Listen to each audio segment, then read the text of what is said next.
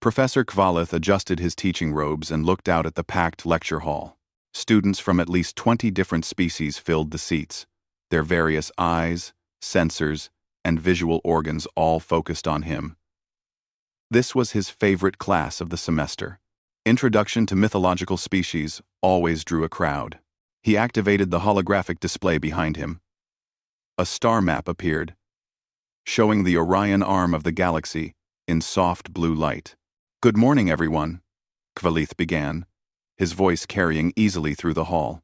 His Centaurian vocal cords produced sounds that the universal translator handled perfectly. "Today, we continue our study of legendary species that never quite existed, despite fascinating evidence to the contrary." A few students leaned forward with interest. Kvalith smiled. He had been teaching this course for 8 semesters now, and he never grew tired of it. There was something wonderful about exploring the myths and legends that civilizations created. "Today's subject is one of my personal favorites," he continued. "A species called humans, from a planet they supposedly named Earth." The hologram shifted to show an image of a blue and green world. Kvalith had constructed this representation from old database fragments and pre-contact survey data. Whatever species had lived there once was long gone now, but the myths about them remained fascinating.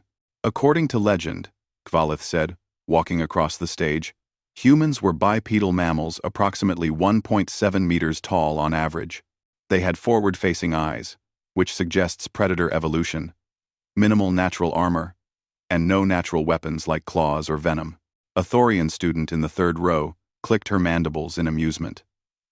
The insectoid species found the idea of mammals without proper protection hilarious.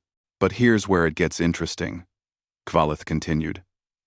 "Despite having almost no natural defenses, humans supposedly came from a Class 12 death world." Several students gasped. A Class 12 designation meant a planet with extreme conditions that would kill most known species within hours. "Yes, I know," Kvalith said, clearly enjoying the reaction.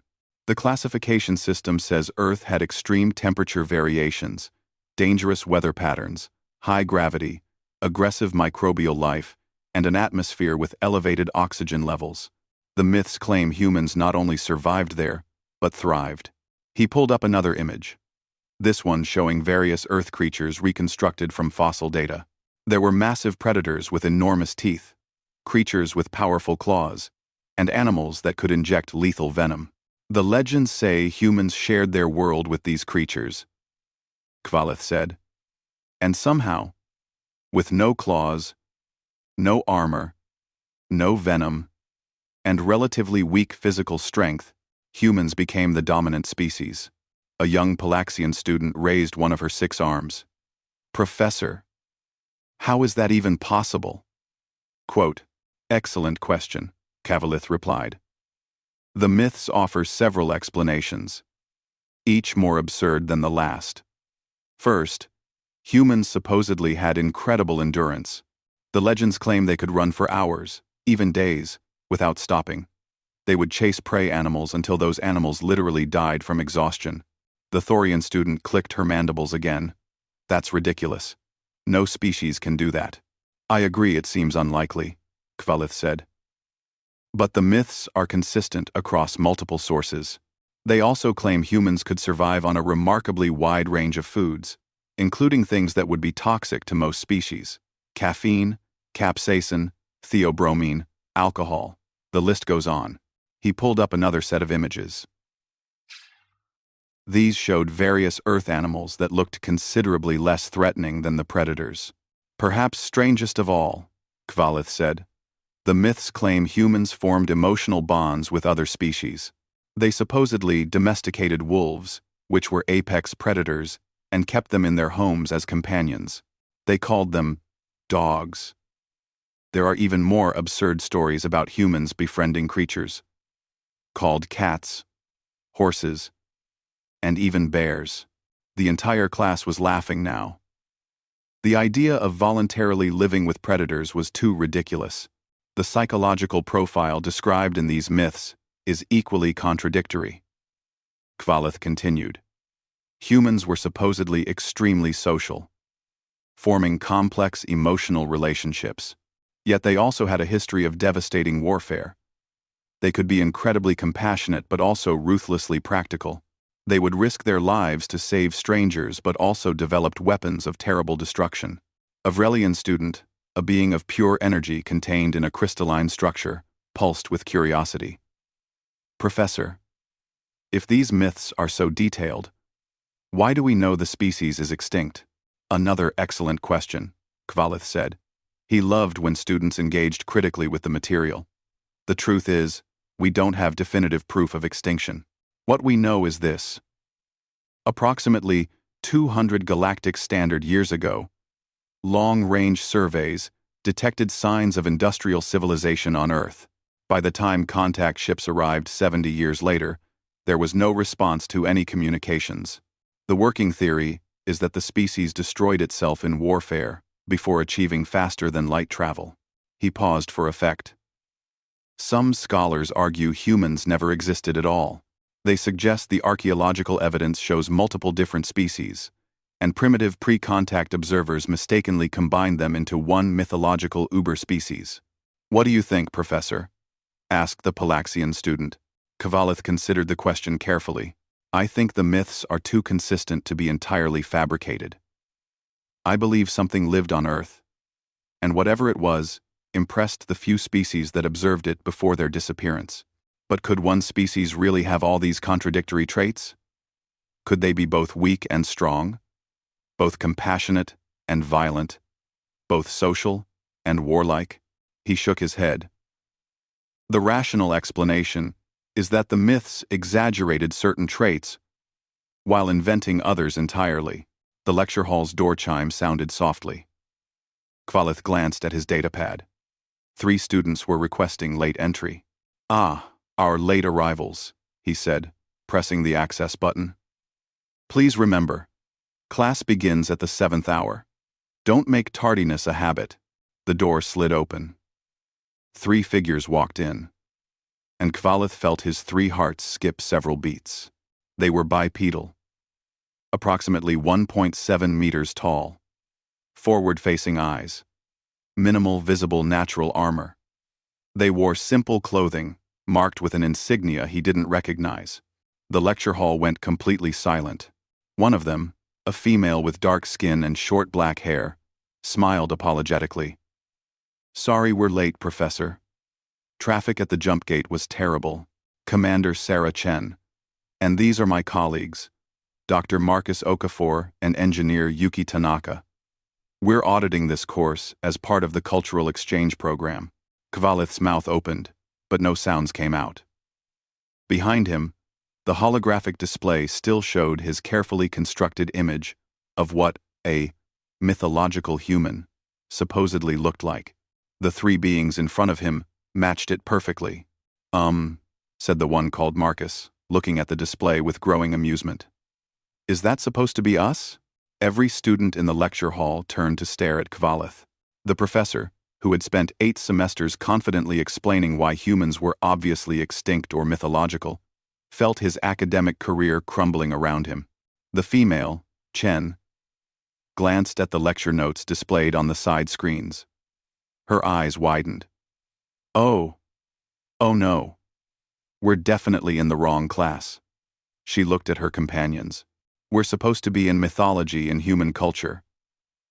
She turned back to Kvalith with an apologetic expression. Professor, I think there's been an administrative mix-up. We're not mythological. We're actually very real. She paused. And we're humans. Kvalith finally managed to speak. That's impossible. Well, said the one called Yuki, her tone cheerful. We get that a lot. The lecture hall erupted into chaos.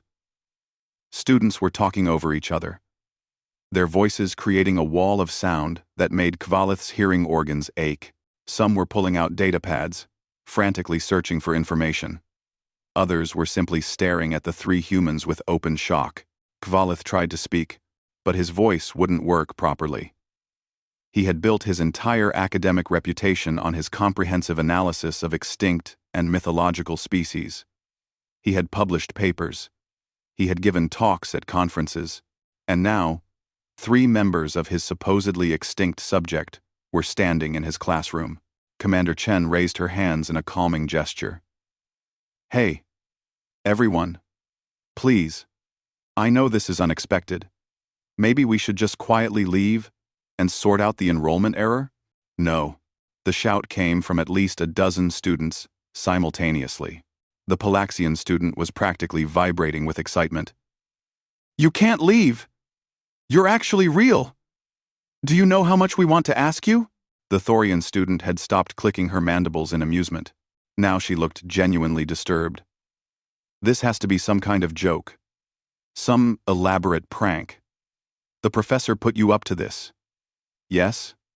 I most certainly did not." Kvalith finally found his voice. It came out higher pitched than usual. He cleared his throat and tried again. "I had no idea. No idea at all." Marcus, the human with dark skin and kind eyes, looked concerned. "Professor, are you all right? You look pale." "Well, paler than usual. We don't know what color Centaurians normally are." "I'm fine." Kvalith lied. He wasn't fine.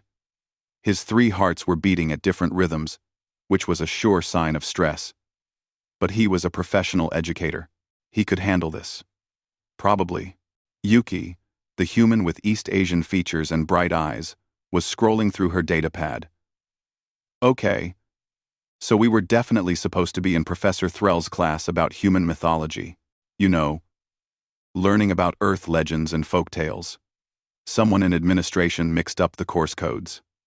She looked up, with an embarrassed smile. "We thought it was weird that the room was so crowded." "Wait," said the Vrelian student, pulsing with confusion. "If humans aren't extinct, how did we not know?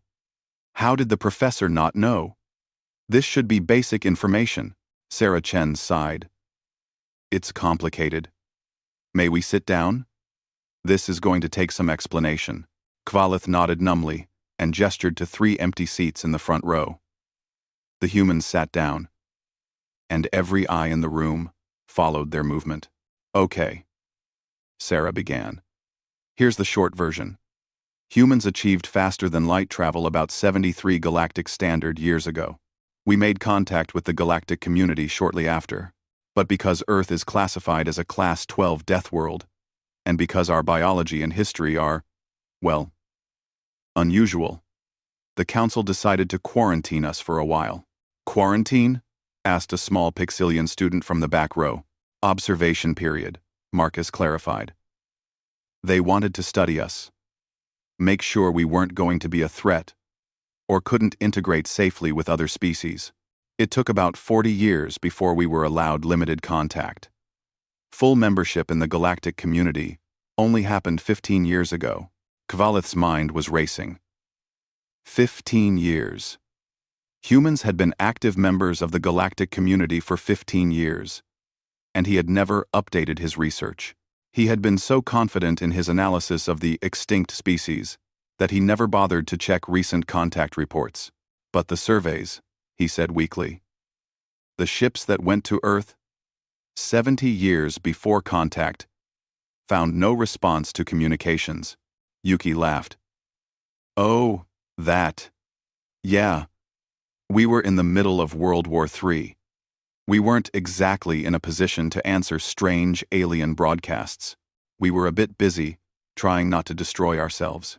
Several students made sounds of shock. World War III implied there had been at least 2 previous global wars. "You survived a planetary-scale war?" the Thorian student asked. "How many of you died?" The 3 humans exchanged glances. Sarah answered carefully. "Too many. But we learned from it. That war was actually what finally united humanity. We realized we needed to stop fighting each other and work together." "How very convenient," the Thorian student said, her tone skeptical. "I still think this is an elaborate hoax. You look like the species the professor described, but that doesn't prove anything. You could be actors, prosthetics, holographic projections." Marcus raised an eyebrow. How would you like us to prove we're real? The myths claim humans have impossible abilities, the Thorian student said. Prove even one of them. Kvalith wanted to stop this. He should stop this. But scientific curiosity was overriding his embarrassment. He wanted to know the truth. Sarah looked at her companions. Should we? Might as well, Yuki said with a shrug. We're already here. And honestly, I'm curious what myths they're teaching about us. Marcus pulled out his datapad and connected it to the lecture hall's display system. Professor Kvalith. May we? Kvalith nodded, still too shocked to form coherent objections. The display changed to show detailed scans and data about human biology. Marcus stood up and moved to the front of the room, falling easily into a lecturer's posture. Okay. Let's address some basics, he said. Yes, humans come from Earth, which is classified as a Class 12 death world. The classification is accurate. Our planet has extreme temperature variations, ranging from -40 to +50 degrees Celsius in some regions. Several students made sounds of disbelief. Most species required climate-controlled environments within a much narrower range. Our atmosphere contains 21% oxygen, Marcus continued, which we understand is toxic to many species in high concentrations. Our planet's gravity is 9.8 meters per second squared, which is higher than standard. We have aggressive microbial life, dangerous weather patterns, including hurricanes and tornadoes, seismic activity, and until recently, numerous large predators. Recently? Asked the Palaxian student. We drove most of them extinct, Yuki said quietly. Not on purpose, mostly. Human civilization expanded, and we didn't understand conservation for a long time. We're trying to fix that now. So you killed all the dangerous predators? The Thorian student said. That's just survival sense. We also killed a lot of non-dangerous species, Sarah said, and then felt terrible about it and spent huge amounts of resources trying to save them. Humans are complicated. Marcus pulled up an image of human musculature and skeletal structure. In terms of physical capabilities, humans are what's called persistence predators. We're not the fastest or strongest, but we have extreme endurance. Our bodies are designed for long-distance running. Prove it, the Thorian student said flatly. Yuki stood up. Fine. Is there a track facility in this university? There's a physical training center on the lower level, Kvalith said. His voice sounded distant to his own ears. Great. Yuki smiled. Let's go for a jog. 10 minutes later, the entire class, along with Professor Kvalith, stood at the edge of the university's training track. Yuki had changed into simple exercise clothing. She stretched her legs in ways that made several students uncomfortable. How long should I run? She asked. 15 minutes is the standard endurance test for most species, Kvalith said. After that, heat, stress, and muscle fatigue become dangerous. Okay, I'll run for an hour then, Yuki said casually. An hour? Kvalith's voice cracked. That's impossible. Your core temperature will become dangerous. Your muscles will break down. You'll collapse. Yuki grinned. Wanna bet? She started running before he could answer. Not sprinting, but a steady, easy pace. The university's monitoring system tracked her vital signs and displayed them on nearby screens. After 15 minutes, most species would be in distress. Yuki's heart rate was elevated but stable. Her breathing was steady. Her body temperature had increased but remained in safe ranges. After 30 minutes, she was still going. Still that same steady pace. The students watched in complete silence. After 45 minutes, Kvalith checked the readings 3 times, certain there must be an error. There wasn't. The human was actually doing this. After exactly 1 hour, Yuki slowed to a stop. She was breathing harder, and her skin glistened with sweat, but she was smiling. That felt good. I haven't had a proper run in days. The Thorian student made a sound like air escaping from a sealed container. It was the Thorian equivalent of shock. Back in the lecture hall, Kvalith sat down heavily in his chair. His legs felt weak. Everything he had taught with such confidence was turning out to be true. The myths were real. All of them. Yuki had changed back into her uniform and looked completely recovered. She even seemed energized by the run. Meanwhile, half the class looked like they were having existential crises. That was just the endurance part, Marcus said gently. He seemed to understand that he was breaking apart the students' understanding of biology. Should we continue? Two. Yes, Kvalith heard himself say. Yes, please continue. I need to know everything. Sarah pulled out a small container from her bag. Okay. Next topic. Human dietary tolerance. She opened the container, and a rich, bitter smell filled the air. Several students moved back instinctively. This is coffee, Sarah explained. A beverage made from roasted plant seeds. It contains a chemical called caffeine, which is a nervous system stimulant. C. Activig. That smell is a poison warning, the Palaxian student said nervously. To you, yes, Sarah agreed. Caffeine is toxic to most species. For humans, it's a morning ritual. She poured the dark liquid into a small cup and drank it while the class watched in horror. Delicious. Sen. Marcus pulled out his own container. This is chocolate. It contains theobromine, another toxic alkaloid. Humans love it. He broke off a piece and ate it. Anyone brave enough to try a tiny amount? Just to see what happens? We have medical supplies ready. The Thorian student clicked her mandibles. I'm not afraid of human food. Start very small, Marcus warned, breaking off a piece the size of a grain. Seriously. This could make you sick. The Thorian student took it and placed it in her feeding orifice. For 3 seconds, nothing happened. Then, she made a horrible sound and rushed to the waste disposal unit. When she returned, she looked shaken. That was poison. Actual poison. You eat that for pleasure? In much larger quantities, Marcus confirmed. He looked at the rest of the class. Humans regularly consume caffeine, theobromine, capsaicin, alcohol, and dozens of other chemicals that would sicken or kill most species. Our livers are very good at processing toxins. Yuki pulled up images on the display. Now, let's talk about something the professor mentioned earlier. Human relationships with other Earth species. The images showed humans with various animals. In one picture, a human child was hugging a large, furry creature with big teeth. In another, a human was riding on the back of a massive 4-legged animal. In a third, a human was hand-feeding something that looked like a scaled predator. Those are dogs, horses, and a rescued alligator, Yuki explained. Humans have a strange habit of befriending other species. We domesticated wolves thousands of years ago. They're called dogs now, and they live in our homes. We treat them like family members. Why? Asked a student in the back. What purpose does this serve? Companionship, Sarah said simply. Humans are social creatures.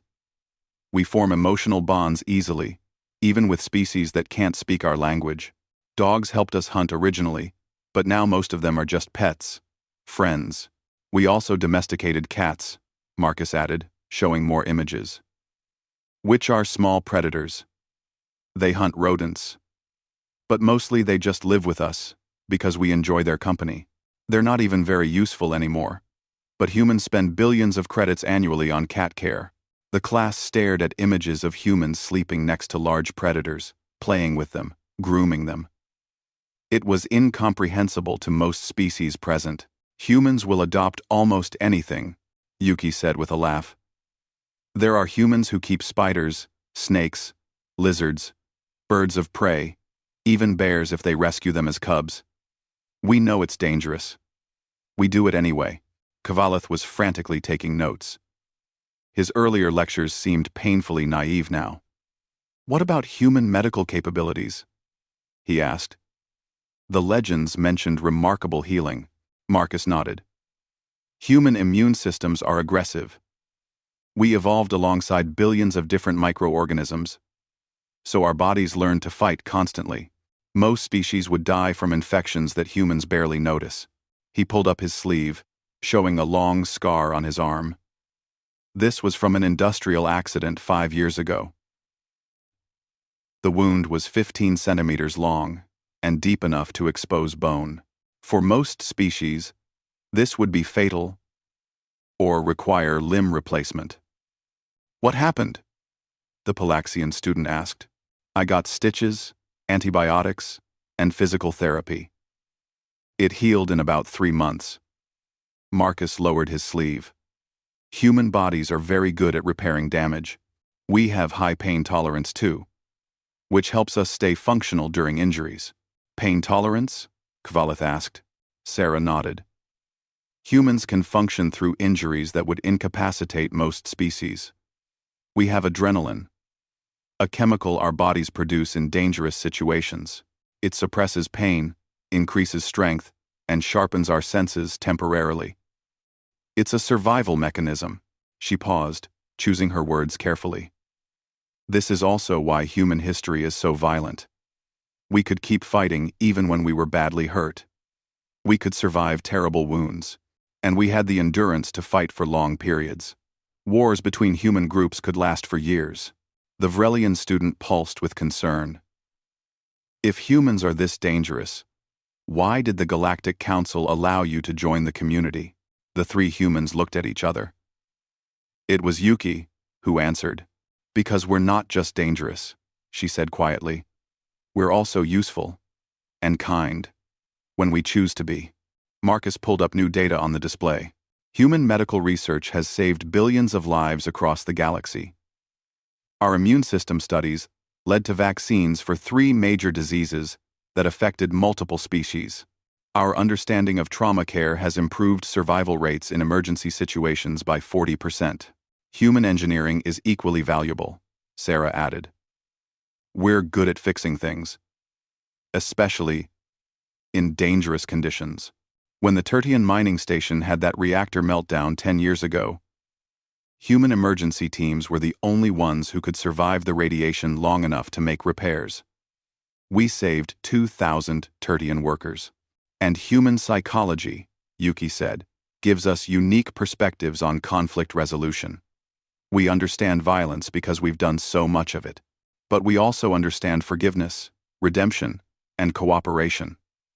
We're good mediators because we've seen both sides of conflict. Kvalith felt like his brain was overloading with information. But surely there must be dangers. Humans are predators from a death world. Don't you ever feel tempted to hurt people? Sarah finished. Of course we feel anger. We feel fear and aggression and all sorts of dangerous emotions. But we also feel compassion, empathy, and love. Earth taught us that cooperation is stronger than competition. We survived because we worked together, not because we fought alone. Marcus smiled sadly. Professor, humans aren't special because we're strong. Lots of species are strong. We're special because Earth was so terrible that we had to become extremely good at 2 things, surviving and cooperating. You can't do one without the other. Not on a death world. Let me demonstrate something, Yuki said. She walked over to the Thorian student, who had been skeptical from the start. May I see your datapad? The Thorian student handed it over cautiously. Yuki examined it and frowned. Your power cell is failing. See this indicator? You've got maybe 2 hours before it dies completely. I know, the Thorian student said. I ordered a replacement, but it won't arrive for 3 days. Do you have a personal charging adapter? Yuki asked. The student pulled one from her bag. Yuki took it, pulled a small toolkit from her pocket, and began working. Her hands moved with quick confidence, making adjustments that Kvalith couldn't follow. 5 minutes later, she handed everything back. There. I modified your adapter to work more efficiently with your failing power cell. It should last you the 3 days now. Maybe 4. On 173. The Thorian student stared at her device. You just fixed it. In 5 minutes. Without even knowing my technology standard. Humans are good at improvising, Yuki said with a shrug. We had to be. Earth didn't give us easy solutions to problems. A soft alarm sounded. Kvalith checked his schedule and felt his heart sink further. That's the end of our class period. Wait, the Palaxian student called out. We have so many more questions. Sarah stood up. We're supposed to be in our actual class now, but... She looked at Marcus and Yuki. What do you think? Want to come back? See. Absolutely, Marcus said. This has been fascinating. I'm in, Yuki agreed. Besides, I want to hear what other myths the professor was teaching about us. Kvalith felt his face flush with embarrassment. I need to apologize. I've been teaching information that was clearly wrong. I should have verified. Quote. Professor. Sarah interrupted gently. You taught what you believed was true based on available data. That's not a failure. That's just science. Now, you have new data. The question is what you do with it. She smiled at him. We're happy to help you update your course materials. On one condition. What condition? Kvalith asked nervously. You have to tell us all the ridiculous myths, Yuki said with a grin. I really want to know what stories the galaxy has been telling about us. Despite everything, Kvalith found himself laughing. It was either laugh or cry, and laughing seemed healthier. 2 days later, the 3 humans returned to Kvalith's lecture hall. Word had spread across the university. This time, the room was so crowded that students were sitting in the aisles. Some professors had even shown up to observe. Kvalith felt nervous energy running through all 3 of his hearts. He had spent the last 2 days frantically researching actual human history instead of myths. What he found was somehow more incredible than the legends. Welcome back, he said to the humans. And thank you for agreeing to do this. Our pleasure, Sarah said. Though I'm a bit surprised by the crowd. News travels fast in academic settings, Kvalith replied. He turned to address the full room. Today, we have 3 actual humans here to answer questions and correct the misinformation I've been teaching. Please be respectful. A new Thorian student in the back row raised a claw. I heard humans were allowed into the galactic community despite being dangerous. Why? What do you offer that's worth the risk? Sarah nodded, acknowledging the directness of the question. That's fair. Let me explain the actual timeline of human contact. She pulled up a historical display. When humans achieved FTL travel 73 years ago, we immediately encountered a Palaxian survey ship. First contact was peaceful. We were excited. We thought we'd join the galactic community right away. But, prompted the student, but the Palaxians reported back to the council, Marcus continued. They explained that humans came from a Class 12 death world, had a history of planetary warfare, and possessed unusual biological capabilities. The council decided to quarantine us. For 40 years, Yuki added, they watched us, studied us, sent observation teams. They wanted to see if we would destroy ourselves, or if we could actually cooperate. What convinced them to allow contact? Kvalith asked. He had found the official reports, but they were heavily edited. Sarah smiled. There was an accident. A Vrelian science vessel had a containment failure near our solar system. They were studying experimental energy sources, and something went wrong. The ship was breaking apart. 37 crew members were trapped inside, and radiation levels were lethal to most species.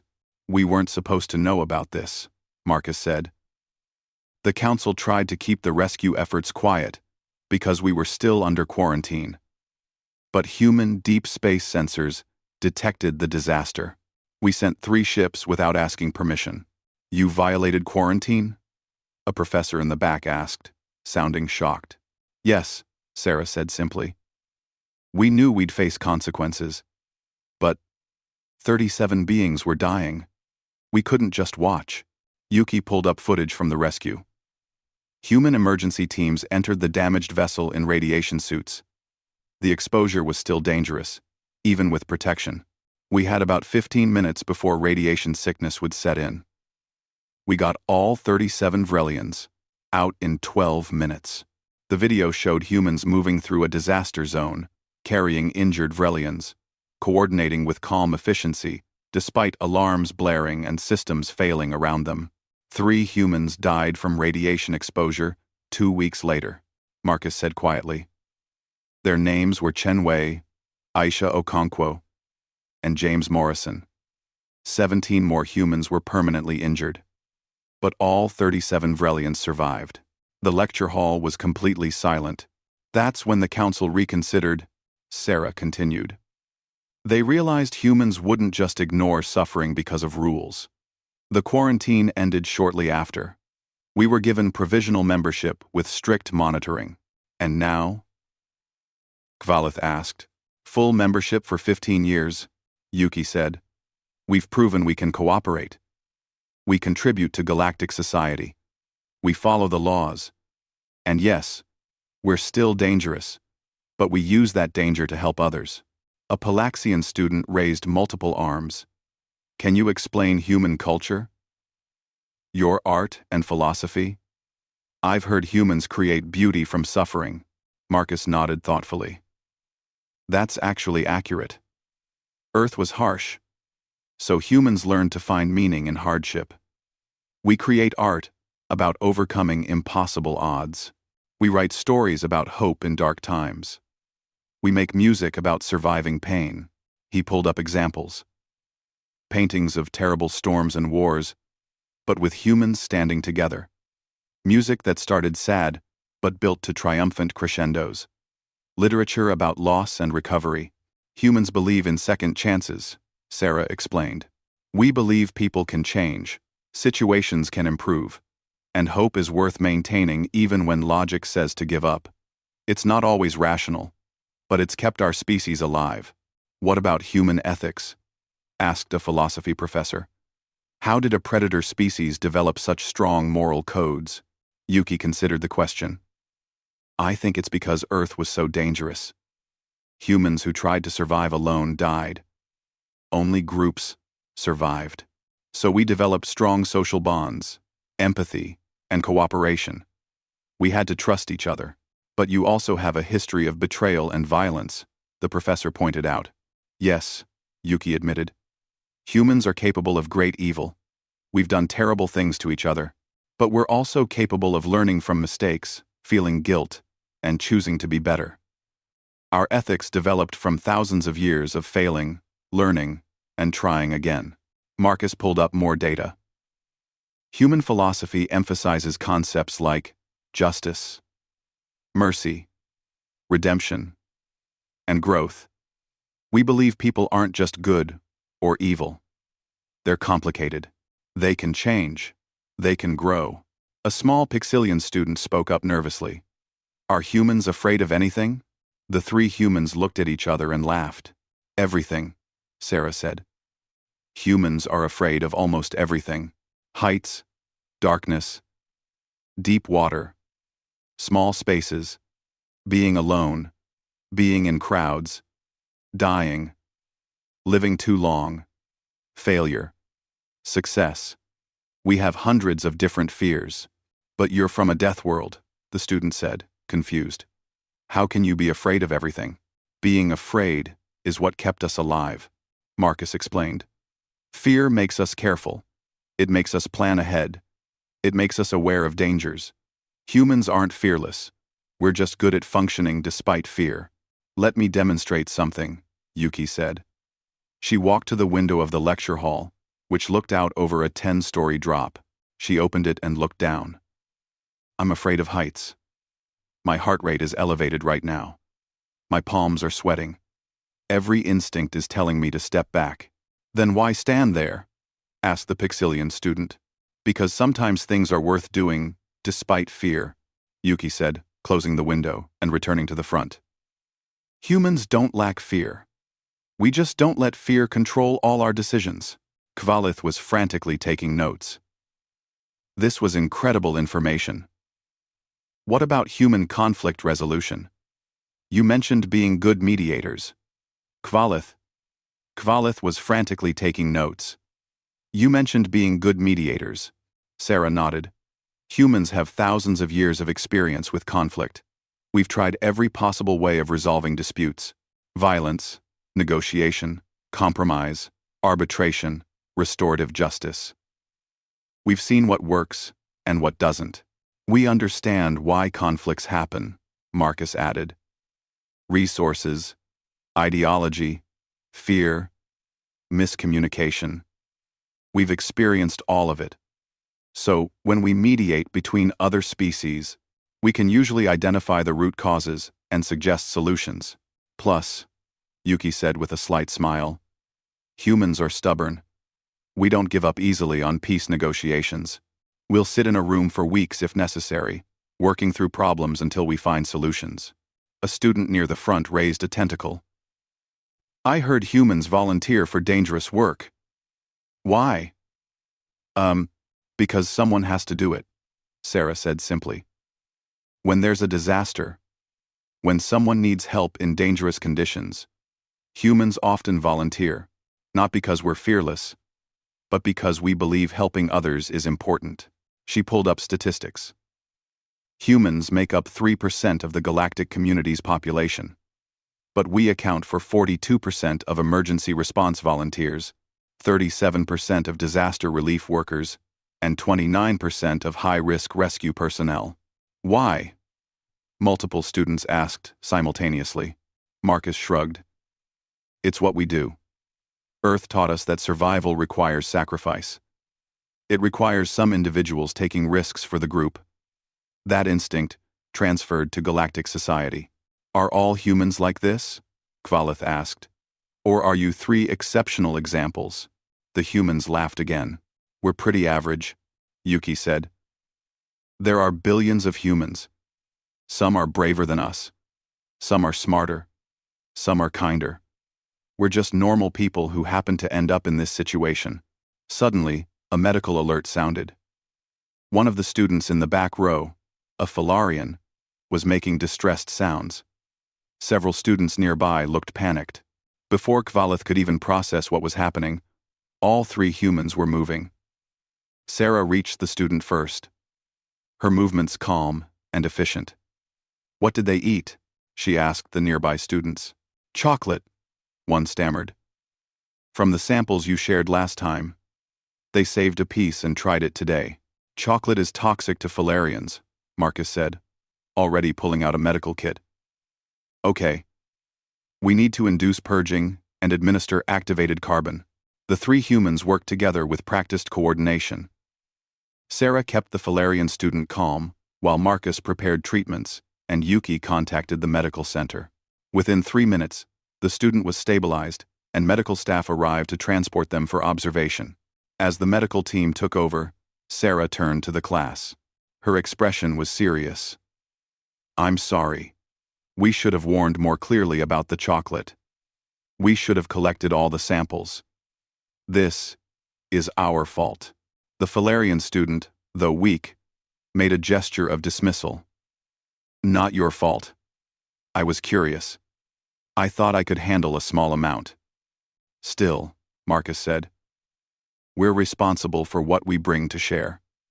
We'll be more careful. After the student was taken away, the lecture hall was quiet. Kvalith noticed something important in that moment. The humans had moved without hesitation to help. There had been no discussion, no debate about whether to get involved. They had simply acted. That, Kvalith said slowly, is why the council accepted you. Sarah looked at him questioningly. You don't just have abilities, Kvalith explained. You have instincts to use those abilities to help others, even when it's not your responsibility, even when you could get in trouble for it. Bored. It's just the right thing to do, Yuki said, looking uncomfortable with the attention. Exactly, Kvalith said. That's what makes humans valuable to the galactic community. The next class session was scheduled for 2 days later. Kvalith had barely slept. He was busy completely rewriting his course curriculum, correcting years of confident mistakes. His pride stung, but his scientific integrity demanded honesty. The 3 humans arrived early this time. They brought breakfast for Kvalith, a Centaurian nutrition pack, and hot tea. "You didn't have to do this," Kvalith said, touched by the gesture. "You've been working hard," Sarah said. Students began filing in, and Kvalith noticed they were treating the humans differently now. Still curious, still cautious, but also friendly. Several students waved greetings. The Thorian student who had been skeptical at first even stopped to chat with Yuki about engineering techniques.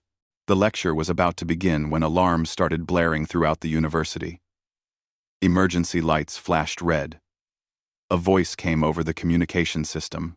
"Emergency evacuation of the xenochemistry building. Chemical fire spreading rapidly. All personnel evacuate immediately. Emergency response teams report to Station 3. Kvalith felt his blood go cold. The xenochemistry building was adjacent to this lecture hall. If the fire spread, the 3 humans were already standing. Sarah was checking her datapad, pulling up building schematics. Marcus was accessing emergency frequencies. Yuki was calculating something on her device. "How many students are in that building?" Sarah asked, her voice sharp with command authority. Kvalith checked his university directory. Approximately 40 students and 12 staff members. But the emergency response team should. "The emergency team can't get past the fire," Marcus said, listening to the communication channels. "The main corridors are blocked. Heat levels are fatal to most species. They're trying to find alternative routes. But that could take 20 minutes. "We don't have 20 minutes, Yuki said, showing her calculations. "The structural supports in the south wing are weakening. If they fail, that section collapses. There are 18 students trapped in that wing." Sarah looked at her companions. We go," Marcus and Yuki confirmed simultaneously. "Wait." Kvalith stood up. "You can't. You'll be killed." "Won't kill us quickly enough to matter," Sarah interrupted. She was already moving toward the door. "We're from a death world. Remember? We can survive conditions that other species can't. Those students can't wait. But the toxic fumes, the structural instability," Kvalith tried to argue. "Professor," Marcus said gently, "this is what humans do. We don't think about it. We just act." He followed Sarah. Yuki paused at the door. "Keep the students here safe. We'll be back." Then, she was gone too. Kvalith stood frozen for a moment. Then his teaching instincts kicked in. "Everyone stay calm. Move away from the windows facing the xenochemistry building. Stay low in case of explosions." But even as he organized the students to safety, part of his mind was on those 3 humans running toward danger. He pulled up the university's monitoring system on the main display. What he saw made his 3 hearts beat in different rhythms again, but this time with awe instead of stress. The humans had reached the xenochemistry building. The entrance was a wall of flames, heat radiating in visible waves. Temperature sensors showed readings that would kill most species in seconds. Sarah went first. She tied a wet cloth around her face, took a deep breath, and ran through the flames. Marcus followed. Then, Yuki. The monitoring cameras inside showed them moving through corridors filled with smoke. The heat had to be incredible. The air had to be nearly unbreathable. But they kept moving. "South Wing," Sarah's voice came through the emergency channel. "We've got 18 students here." The university's emergency coordinator responded. "The south exit is blocked. North exit is your only option. But you'll have to go through the main fire." "Understood," Sarah said. "We'll make multiple trips." And they did. The cameras showed the humans guiding terrified students through smoke and flames. Sarah carried 2 small Pixelian students. Marcus supported a injured Vrelian. Yuki helped a Palaxian who couldn't navigate through the smoke. They emerged from the flames, handed off the students to medical teams, and went back in. Again and again and again. Kvalith's students watched in complete silence. Every time the humans emerged, they looked worse. Their skin was red from heat. They were coughing from smoke. Their movements were slower, but they kept going back. There are still 6 students trapped in the upper lab, the emergency coordinator reported. But the stairs have collapsed. There's no way up. On the screen, Kvalith saw Yuki examining the building's exterior. There's a maintenance ladder on the outside. If we can climb up, the exterior is heating up, Marcus warned, checking his scanner. The metal will be hot enough to burn on contact. Then we wrap our hands. Yuki said simply. She tore strips of cloth from her uniform jacket and wound them around her palms. I'll go, Sarah said. Marcus, coordinate evacuation of the remaining lower-level students. Kvalith watched as Sarah and Yuki climbed up the exterior of a burning building. The metal ladder had to be scorching hot even through their improvised protection. But they climbed steadily, reaching the upper windows. They broke through, disappeared inside, and emerged minutes later with 6 more students. They helped each one out the window and guided them down the ladder to safety. When the last student was down, when all 52 people in the building had been evacuated, the humans finally stopped. They collapsed on the grass outside, their bodies finally registering the damage they had ignored during the emergency. Medical teams surrounded them immediately. Kvalith left his class with a teaching assistant and ran to the scene. By the time he arrived, the humans were being treated for smoke inhalation, heat exposure, and burns. But they were alive, conscious. Sarah was even trying to wave off medical attention. We're fine, she insisted, her voice hoarse from smoke. Check the students again. Make sure everyone's okay. All students are accounted for and receiving care, a Vrelian medic said firmly. Now let us treat you. You have 2nd-degree burns on your hands and heat damage to your respiratory systems. It's not that bad, Marcus protested, then started coughing violently. Humans, the medic said with exasperation. You're all the same. You do impossible things and then pretend you're fine. Kvalith approached slowly. It's what anyone would do, Yuki said, wincing as a medic treated burns on her arms. No, Kvalith said firmly. It's what humans do. Any other species would have waited for equipment, for safe routes, for proper protection. You just went. Sarah looked at him seriously. Professor? We couldn't wait. Those students were dying.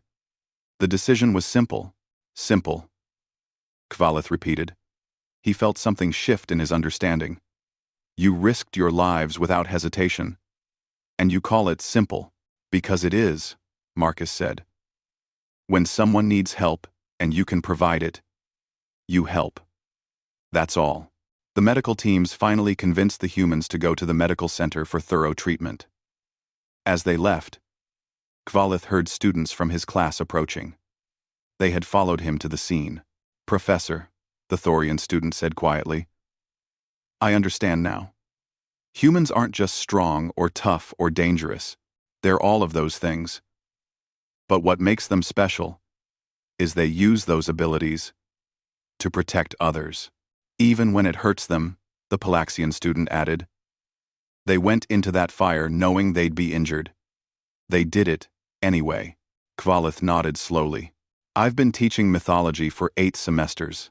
I thought I understood what made humans legendary. But I was wrong. The legends weren't exaggerations. They were understatements.